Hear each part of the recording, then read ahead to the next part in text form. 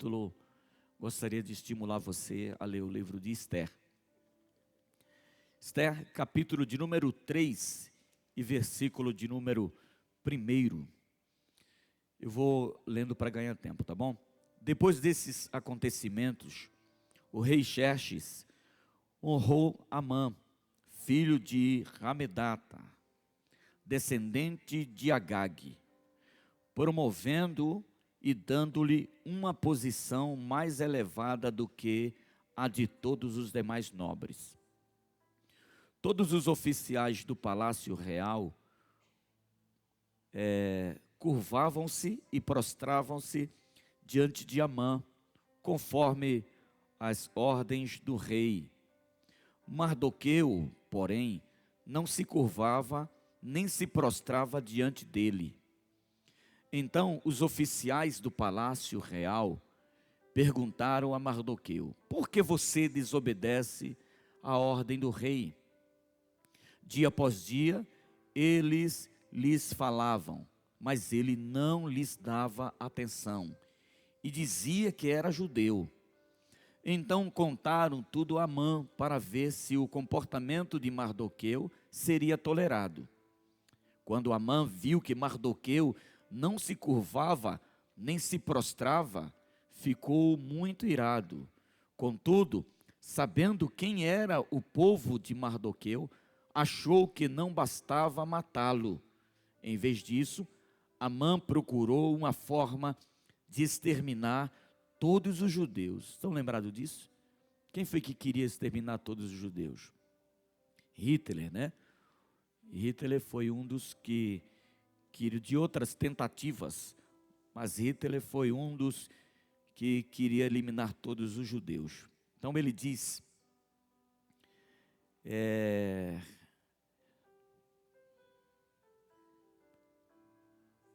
6, obrigado. Contudo, sabendo quem era o povo de Mardoqueu, ele achou que bastava matar. Em vez disso, Amã procurou uma forma de exterminar todos os judeus e o povo de Mardoqueu em todo o império de Xerxes. No primeiro mês do 12º ano do reinado do rei Xerxes, no mês de Nisã, lançaram o pur, isto é, a sorte, na presença de Amã, a fim de escolher um dia e um mês para executar o plano. Inclusive, na nação de Israel tem uma festa chamada Purim, que vem desse evento aqui, dessa palavra aqui chamada Pur, né? Veio de Purim, que é uma data, é uma festa que os judeus ainda hoje celebram. Ele diz, foi sorteado o 12º mês de Adar. Então Amã disse ao rei Xerxes: existe certo povo disperso e espalhado entre os povos de todas as províncias do império, cujos costumes são diferentes dos de todos os outros povos e que não obedecem às leis dos reis. Não convém ao rei tolerá-los. Se for do agrado do rei, que se decrete a destruição deles, e eu colocarei 350 toneladas de prata na tesouraria real, à disposição para que se execute esse trabalho. Em vista disso, o rei tirou o seu anel, selo, do dedo, deu a Amã, e o inimigo dos judeus, filho de Hamedata, descendente de Agag, lhe disse: fique com a prata e faça com o povo o que você achar melhor. Assim, no 13º dia do primeiro mês, os secretários do rei foram convocados. Amã ordenou que escrevessem cartas na língua e na escrita de cada povo aos sátrapas do rei, aos governadores das várias províncias e aos chefes de cada povo. Tudo foi escrito em nome do rei Xerxes e selado com o seu anel. As cartas foram enviadas por mensageiros e todas as províncias do império, a todas as províncias do império, com a ordem de exterminar e aniquilar. completamente todos os judeus. Jovens, idosos, mulheres e crianças, num único dia. Era para ser eliminado todos os judeus em um único dia. O 13º dia do 12º mês do mês de Adar, e de saquear os seus bens. Uma cópia do decreto deveria ser publicada. Vocês estão lembrados disso? Porque quando Hitler, ele mandou primeiro levar os judeus para o gueto, depois ele saqueou todas as casas, né, dos judeus e roubou, surrupiou muito ouro dos judeus, muito mesmo. Os judeus tinham uma riqueza muito grande, e ele fez justamente isso aqui. A ideia era tirar os judeus da casa, levar para o gueto, né, e depois, primeiro para um gueto, levar os judeus para um gueto. E aí no gueto os judeus eram limitados, e depois levou os judeus para o campo de concentração, e lá matou, destruiu a vida de mais de 6 milhões de pessoas. 6 milhões. Então esse fato dos judeus que aconteceu com Hitler não era um fato novo. O diabo já queria muitas vezes destruir o povo judeu. E aqui está esse Amã aqui, o mesmo espírito que estava em Hitler, ele estava nesse cara aqui, né? E aí ele fez justamente isso. Aí diz, versículo de número 14, uma cópia do decreto deveria ser publicada como lei em cada província e levada ao conhecimento do povo de cada nação, a fim de que estivessem prontos para aquele dia. Por ordem do rei, os mensageiros saíram às pressas, e o decreto foi publicado na cidade de Suzã.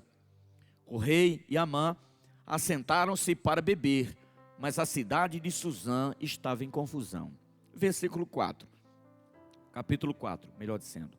Quando Mardoqueu soube de tudo que tinha acontecido, Mardoqueu era um judeu, e é muito bom a gente atrelar as coisas e ter uma percepção e um entendimento espiritual do que está acontecendo no texto, porque se vocês observarem, esse Amã aqui, esse maligno que queria destruir os judeus, ele era parente de Agag. Eu não sei se vocês estão lembrados, queridos, que Saul, na guerra que Saul deveria promover e destruir a nação de Agag, esse rei, ele não destruiu, ele fez um acordo com Agag, e por causa desse acordo Deus sentenciou a vida daquele homem, do rei Saul. Tem coisas na nossa vida que nós precisamos eliminar de vez.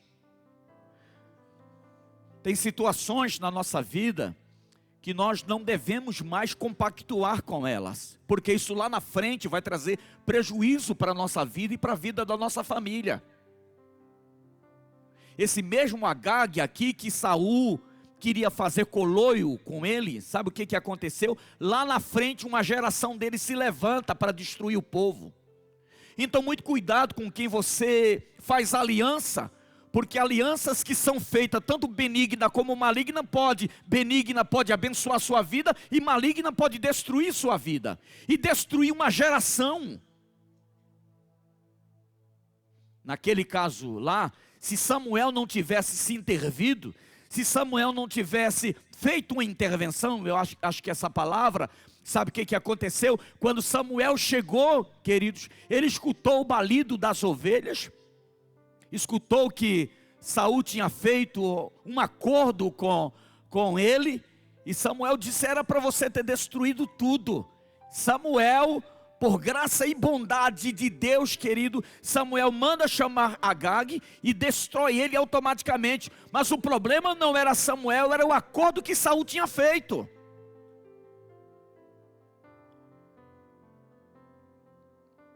Então, em primeiro lugar, cuidado com seus acordos. Cuidado com quem você anda, cuidado com quem você fala, cuidado com quem você traz para a mesa da sua casa, cuidado com quem você convive, porque de repente você está fazendo um acordo com quem vai destruir sua família lá na frente.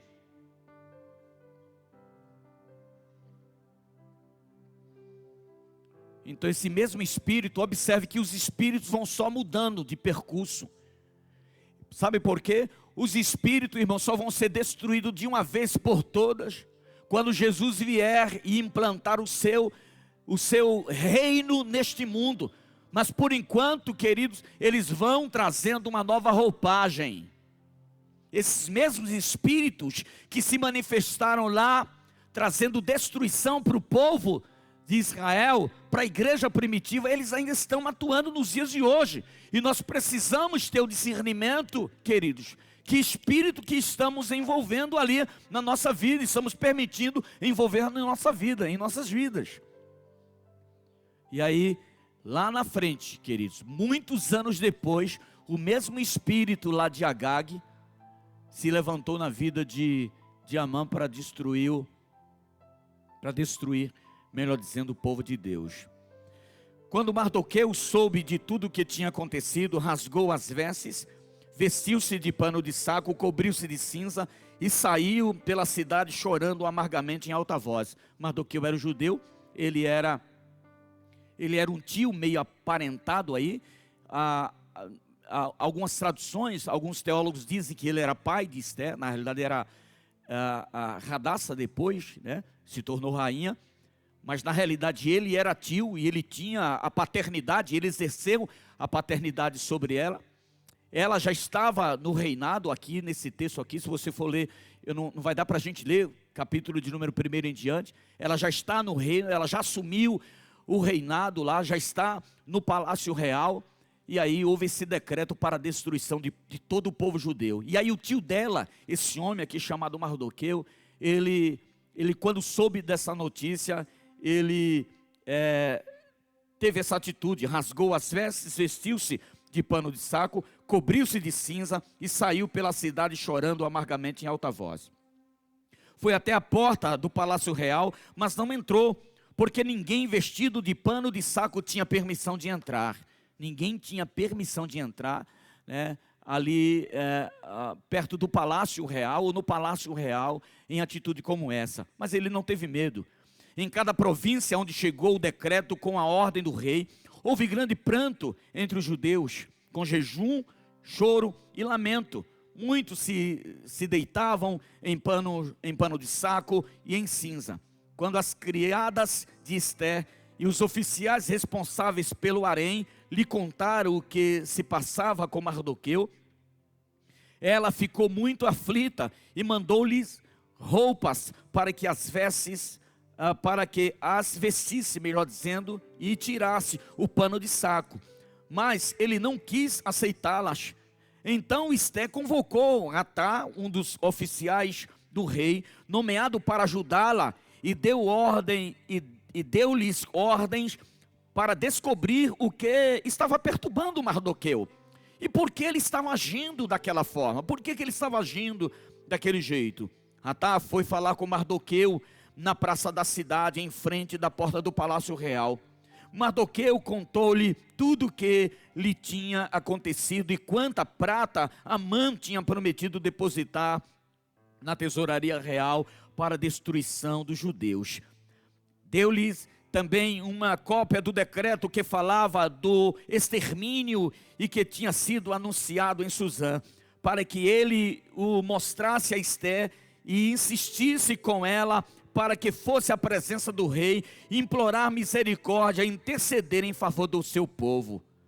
Atá retornou e relatou a Esther tudo o que Mardoqueu lhe tinha dito. Então ela o instruiu que dissesse o seguinte a Mardoqueu: todos os oficiais do rei e o povo das províncias do império sabem que existe somente uma lei para qualquer homem ou mulher que se aproxime do rei no pátio interior sem por ele ser chamado. Quer dizer que ninguém podia aparecer diante do rei sem ser chamado. Ela era esposa do rei, mas ela não era somente a primeira esposa. Esse cara tinha um harém de mulheres, com mais de 200 mulheres. Esther não dormia com esse rei todos os dias. Tinha mulheres do harém que se deitava com o rei pelo menos uma vez na vida, depois ele não queria mais. Então ela não podia entrar na presença do rei. Ela disse: eu não posso entrar.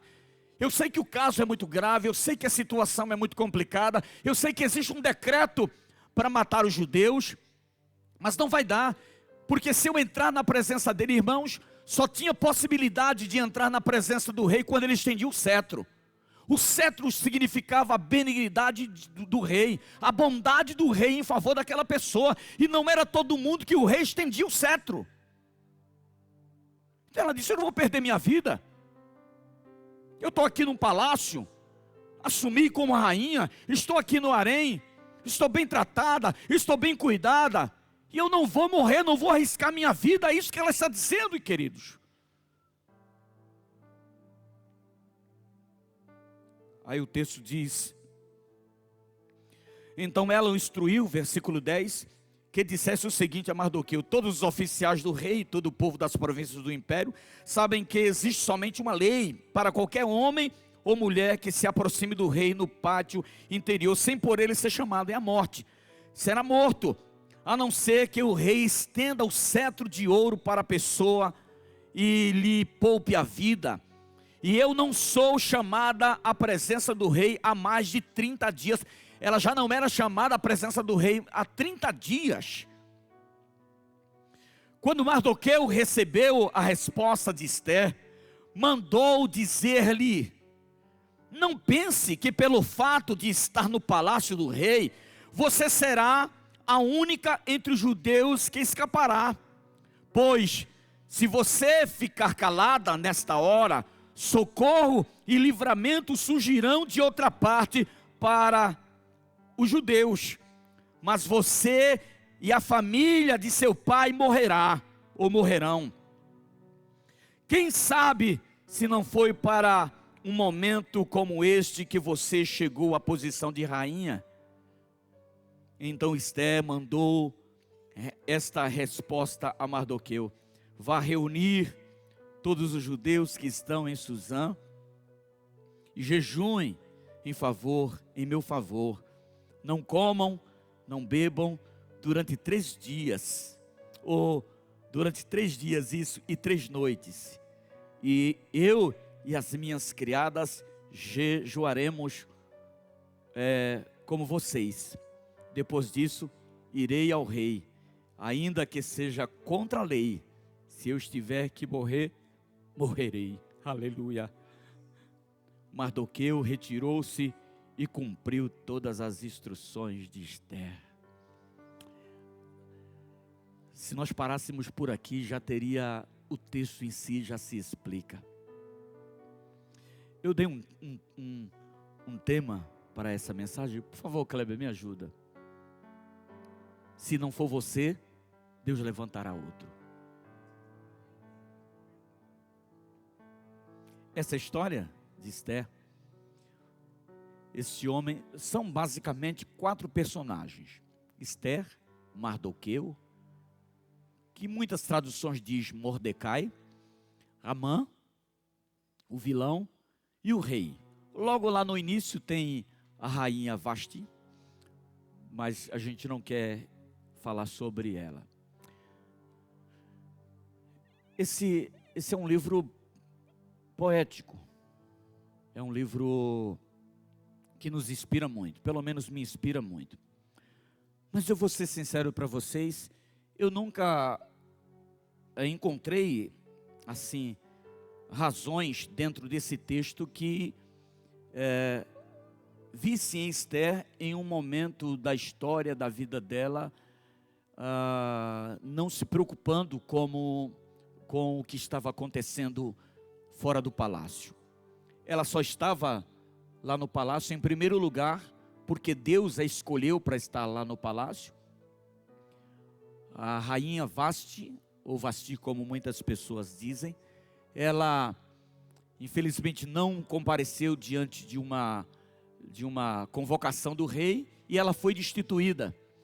O rei convoca jovens donzelas, e dentre centenas, o número não diz, mas dentro de centenas, e eu acredito até de milhares, que o rei mandou buscar no reinado para que se tornasse rainha no lugar de Vasti, Deus, por sua bondade e por sua graça, levantou Esther.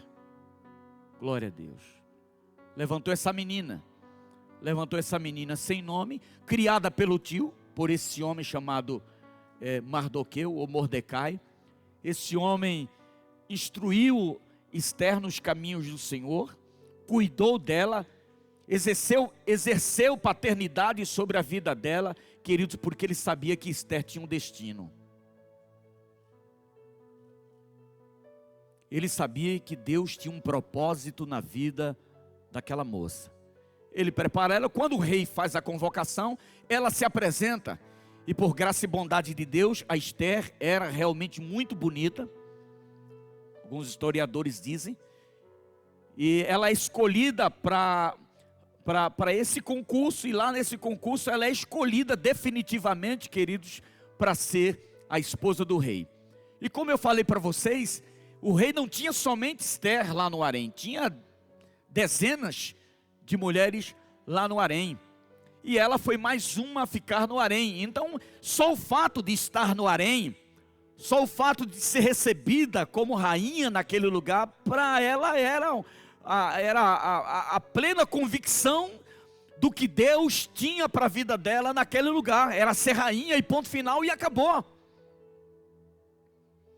Mas Deus nunca chama ninguém, nunca convoca ninguém, queridos. Deus nunca tem um destino na vida de alguém e que esse destino está centrado somente nele mesmo.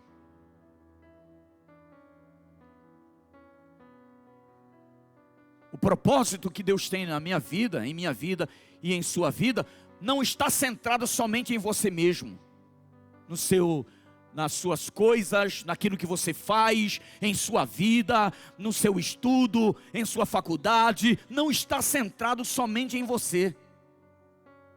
O seu propósito não está centrado somente em você. O propósito que Deus tem em sua vida não está centrado em você. Se está centrado em você, pode ser outra coisa, menos propósito de Deus.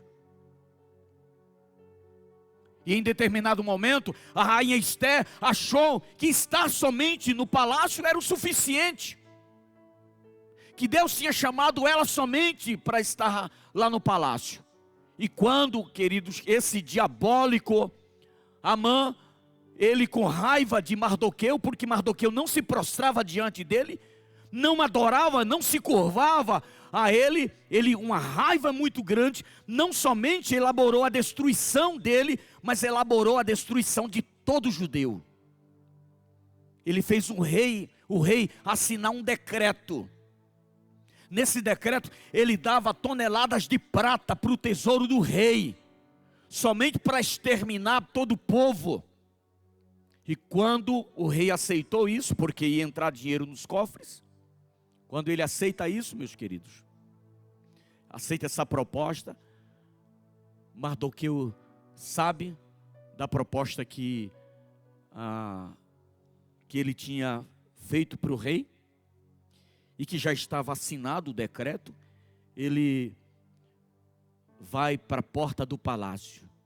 O texto diz claramente que ele coloca pano de saco, ele vai para a porta do palácio real, e ninguém podia pelo menos entrar depois da porta, dos portões do palácio, daquela forma que ele entrou.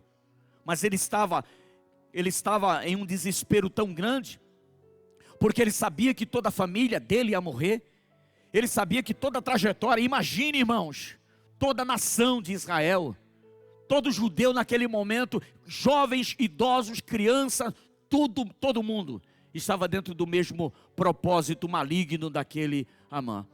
E aí, quando ele sabe daquilo, ele começa a entrar dentro de um processo ali de entender o porquê que estava acontecendo, qual era o mover de Deus para aquela situação, como que Deus iria agir, como era que Deus iria fazer. Enquanto isso, ela estava lá no palácio. Ela estava lá no palácio, num bem bom, tranquila, achando que o propósito dela era somente ali.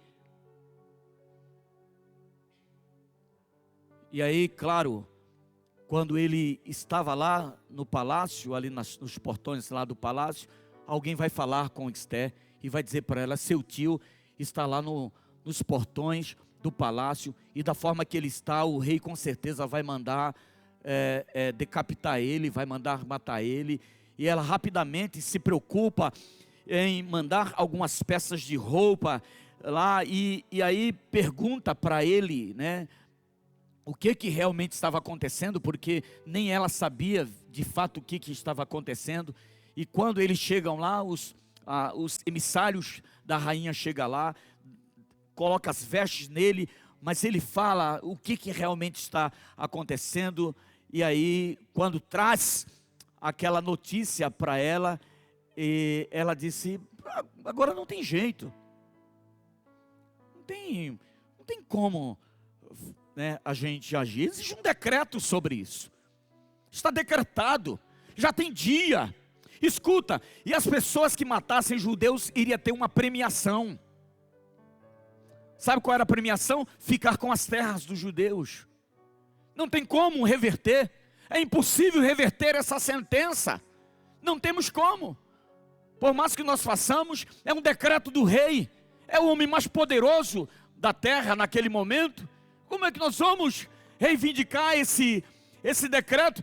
E outra coisa, não vai adiantar simplesmente você ficar no portão do palácio lá, chorando, lamentando, com as vestes rasgadas. Não vai adiantar, e nem tampouco vai adiantar que eu vá na presença do rei, porque faz 30 dias, foi isso que ela pensou, porque faz 30 dias que eu não entro na presença dele. E vocês sabem muito bem que quem se antecipa de entrar na presença do rei, sem ser convidado, a não ser que ele estenda o cetro, é morto.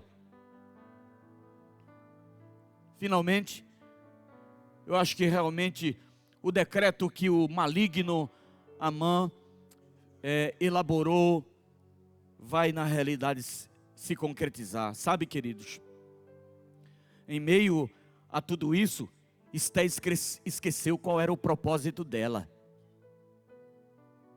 Ela achou que o propósito dela era aquilo que eu falei para vocês no início, somente ser rainha. Que o propósito dela, em determinado momento, ia exigir melhor a posição dela como rainha. Porque se Deus tinha colocado ela ali, não era simplesmente para proteger ela mesma, é porque existia um tempo exato em que Deus iria levantar ela para um propósito maior naquele lugar. E o decreto era para destruir todo mundo, destruir até a própria família. Só que Mardoqueu, na hora, tem um discernimento e diz para a pessoa para o emissário que foi levar a notícia para ele, dizer para ele: olha, infelizmente não dá para fazer muita coisa, eu não posso entrar na presença do rei, eu sou rainha, é verdade, mas ele não me permite entrar e eu posso morrer. E na hora, no momento exato, Mardoqueu teve um discernimento de Deus e disse para ele: vá dizer para ela o seguinte, vá dizer para ela que não é porque ela está lá no palácio, não é porque ela é rainha que ela vai escapar, porque ela é judia. Se ela é judia, o decreto está contra todos os judeus, ela também vai sofrer a punição, ela e toda a sua família. Então diz esse recado para ela. Quem sabe foi para esta oportunidade que Deus levantou ela.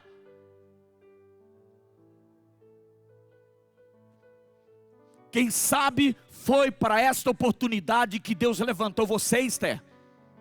Quem sabe esta não é a oportunidade que Deus vai manifestar a sua glória sobre a sua vida. Quem sabe não é essa a oportunidade que Deus vai te levantar. Quem sabe não é essa a oportunidade que Deus vai agir. Quem sabe essa não é a oportunidade que Deus vai fazer coisas sobrenaturais. Sabe por quê?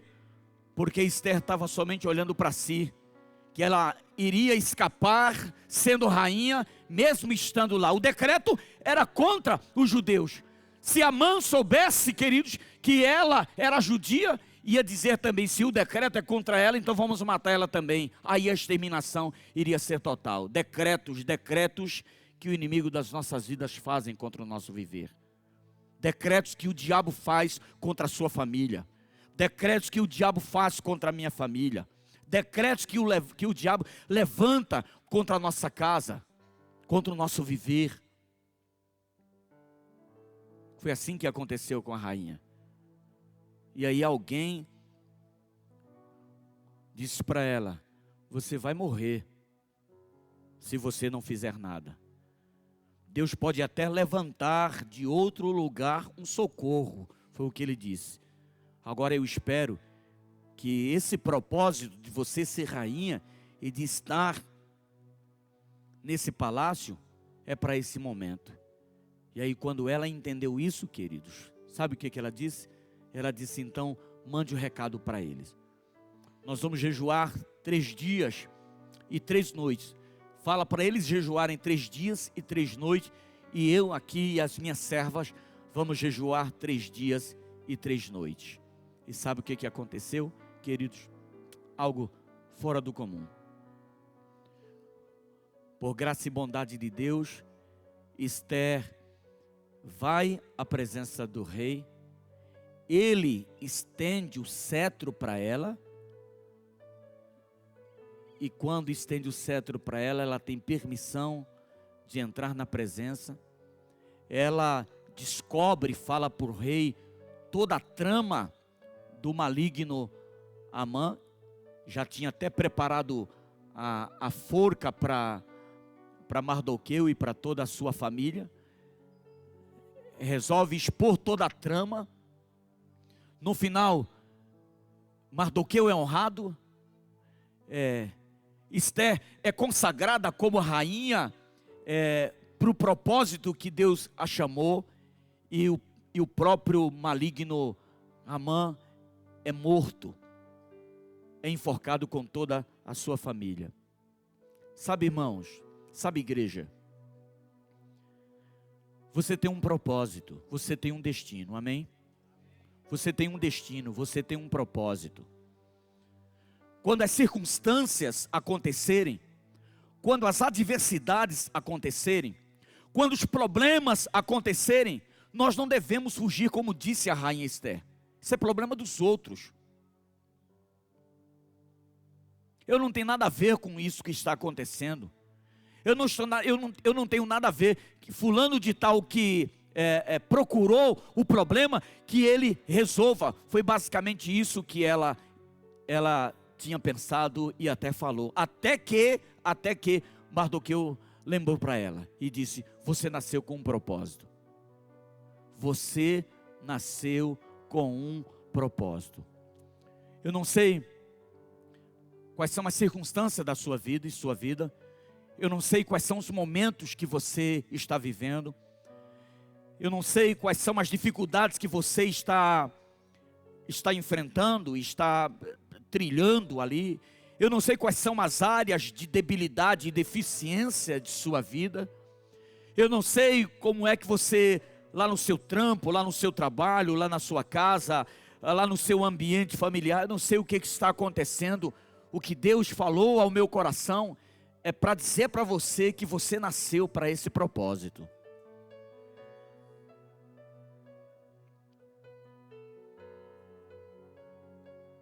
Você e eu nascemos para esse dia, para esse tempo. E não adianta você reclamar e falar assim: sabe o que é, bispo? É muita coisa para mim, é muito complicado para a minha vida, eu não consigo digerir, eu não consigo administrar isso. Escuta, foi Deus que chamou. E se Ele te chamou, pode entrar na presença dEle, dizendo: olha, Senhor, eu sei que eu tenho incapacidade, eu já mostrei para o Senhor, eu não tenho as habilidades necessárias para fazer isso. Eu até em determinado momento, até parece que essa situação perdeu o controle. Não sei, perdeu o controle, não tenho mais força, não tenho mais voz. Não sei, Senhor, o que realmente está acontecendo. Mas eu estou em tua presença. Eu quero entrar em tua presença. E aí Deus vai estender o seu cetro. sua mão de graça e de bondade, trazer para perto de você e dar os detalhes de como tudo vai acontecer, como tudo vai proceder. Eu quero orar junto com você, por favor, fique de pé.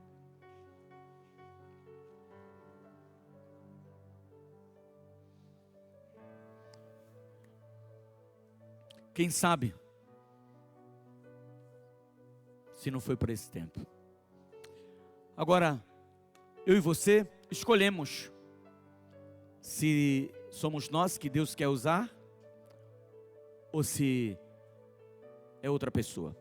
Eu só sei de uma coisa, que o que ele deixou é bem claro. Ele disse assim: olha, escuta, presta atenção. Se você não agir, se você não fizer, Deus vai mandar socorro de outro lugar.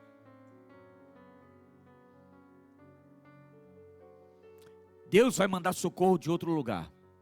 Agora, se você entende que esse é o seu propósito, então pode agir. Então faça o que precisa ser feito. É você, somos nós, eu e você. Fomos escolhidos de Deus para esse tempo.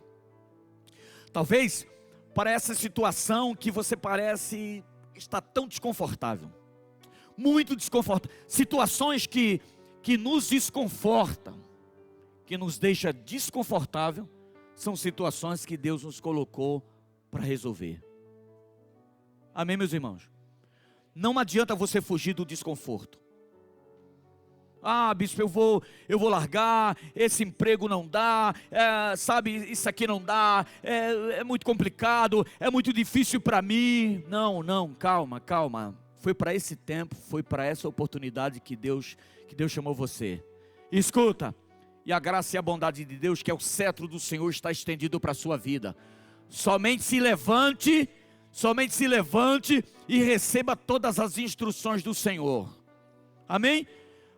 A sua família não é um acaso. Deus te colocou na família certa. Os seus filhos foi Deus que te deu. A tua família foi Deus que te deu. Os problemas vão acontecer e parece até ser insolúvel. Pode ter certeza absoluta que foi nessa família que Deus te colocou, e é nessa família que Deus vai te erguer. É aí que Deus vai fazer o milagre, vai gerar o milagre no seu viver. Eu quero encerrar. Vem aqui, pessoal, por favor. Aleluia. Eu quero encerrar com um louvor. Aleluia. E eu quero encerrar com aquele louvor. Não sei se a Sabrina está aí. Eu quero encerrar. Então, por favor, pastor, nos ajude aí. Eu quero encerrar com um louvor e fazer você entender que foi para esse tempo que você nasceu. Você quer que Deus levante outra pessoa em seu lugar? Se você não se dispor, realmente vai acontecer isso. O diabo está aí decretando morte contra centenas e milhares de vidas, roubando, matando e destruindo vidas, destruindo pessoas. Talvez você até se sente ameaçado, né? Talvez até o diabo ameaçou sua vida, ameaçou sua casa, ameaçou sua família, de exterminar, de eliminar de vez a sua família.